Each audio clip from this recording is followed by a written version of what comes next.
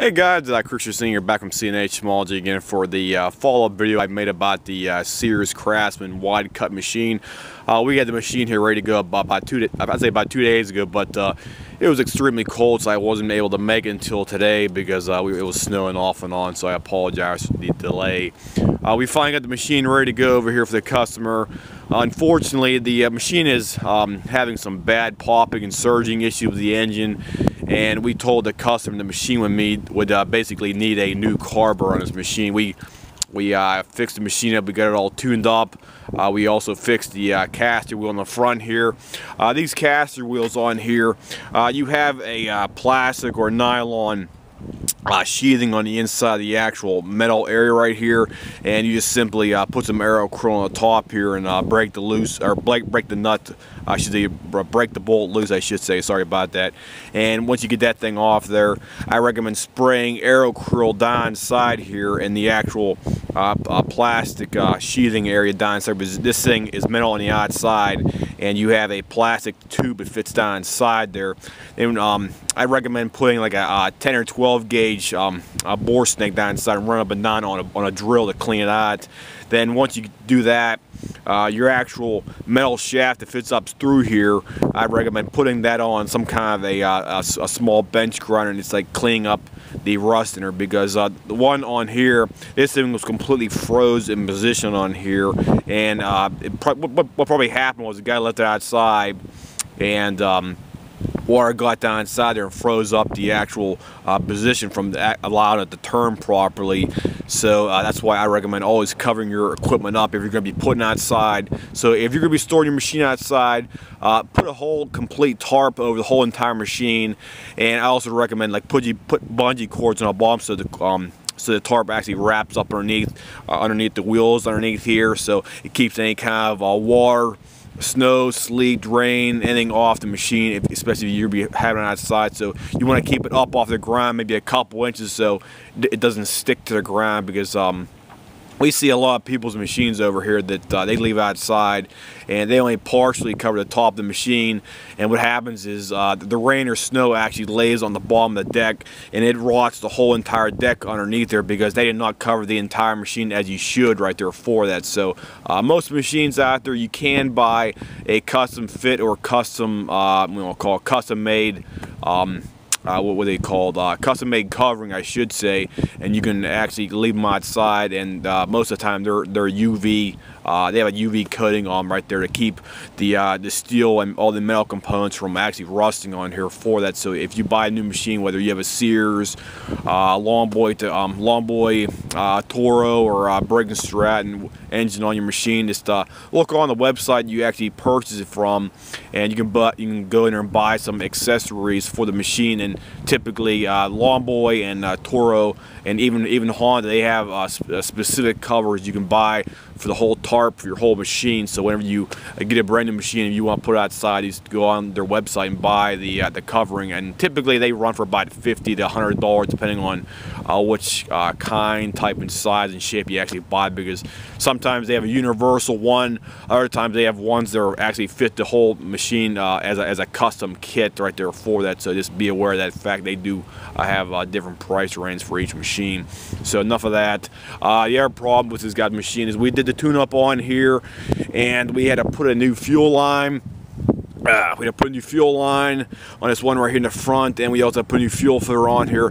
This fuel line right here was actually we want to call collapsing on the inside. This is probably about the second time I actually seen this happen over here in about 8 years. The internals of the fuel line was actually falling. It almost looked like somebody's you know, arteries or veins in your body, and it was basically collapsing on the inside. It was just basically falling in on itself, because these lines are basically two pieces. You have the outer sheathing, and you also have an inner sheathing as well too. And if the fuel line collapses in there, it tends to restrict the actual fuel flow down to the carburetor. So be aware of that fact if you have a machine that's older.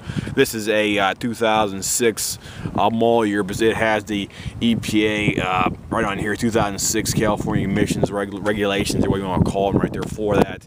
And the other reason this customer's job was not completed properly was he needs a new carburetor. The carburetor is surging like nuts over here, And these Nicky carburetors, I always recommend replacing them because you can typically buy them pretty cheap out there if you have a wholesaler, or if you're a dealer out there for that. I can basically buy these carburetors myself for probably about, I think about 80 bucks. I think the last time I priced one out about a couple years ago. If you're not a dealer, or you want to be a do-it-yourself guy out there, you can look on eBay. eBay typically has them for, I think, about 100, 115, 120, 130, depends on where you actually can find them on, or typically for that. But these Nicky carburetors, I do recommend replacing them if you want your machine to run properly, because this guy's carburetor got a lot of debris down inside it. And I'll go ahead and fire this thing up as well too, so you can actually see it running. It's popping and backfiring and missing over here for that. We attempted to adjust the carburetor up to spec. We even took the bottom of the carb bowl off here, cleaned it out, put it back up on it. It still wouldn't work right, and the customer vehemently refused to have the machine repaired as we recommended to have it done, because this guy's going to be using it for commercial applications, for doing commercial yards and stuff like that. So anytime we have a customer doing that, I always recommend putting a brand new carburetor on her, so there's no kind of warranty or liability issues coming back on us for that specific fact. So I'll go ahead and fire this thing up here for you guys. Here's your upper handle assembly right here for that. In order to start up, got your rabbit symbol right here. You want to pull all that the choke right there for you guys.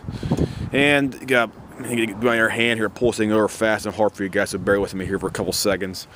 Okay, there we go.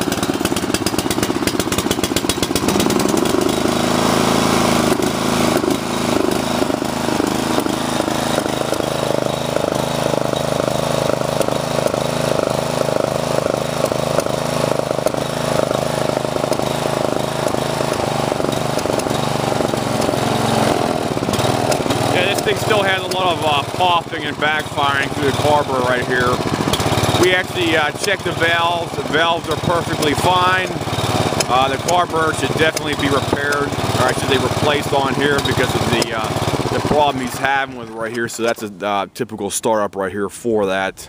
And as I said before, anytime we get a commercial customer over here, we always recommend doing the job to the to the fullest of our capability to do it. Typically, we replace the carburetors on these machines like this to save time on our part and save cost and money, to keep the customer happy and satisfied in the event that if you clean out the carburetor and rebuild it, and they have some kind of warranty problem down the road or whatever, you can at least say you put a brand new OEM carburetor on a machine. Because I seen Chinese carburetors for this machine. I was looking on eBay about a week ago, and I actually seen, you would not believe, Chinese carburetors for this specific machine. They were going for about $15, and that is absolutely no joke. I did see them on eBay about a week and a half ago, and I do not recommend ever purchasing those kinds of carburetors for this machine. So if you're in the market for a carburetor for this model, the Nicky model on here, they do have two different styles of carburetor for this machine. They have a Walbro and they have a Nicky on here. I'll give you a shot of the actual side of the carburetor right here for you. There is the Nicky model right, or I should say the name right here. Let me zoom in a little bit more for you guys. There you go. That's a better shot. Nicky right on the side there. And you have the Briggs logo on the other portion right. Let me see, zoom out here. There, let me see, that's a little bit better. There you go. There's the Briggs logo up there. And you should always replace them with OEM parts. Never cheap out and buy a $10 or $15 carburetor, even though you want to save some money. Do not go the cheap route, because if you do that way, I had people do that same exact thing, and what happened was the carburetor might possibly start leaking a week or a month later, and you have a garage full of gasoline because you have a cheap carburetor that did not have proper seals in it, as the OEM ones do right there for that. So if anybody has any comments, questions, whatnot about this machine, feel free to leave me a message here. If I left out something you want me to address, just leave me a message at the bottom of the page, and I'll try to revise any kind of questions or info about this specific machine. So I'll see you guys, and have a nice day.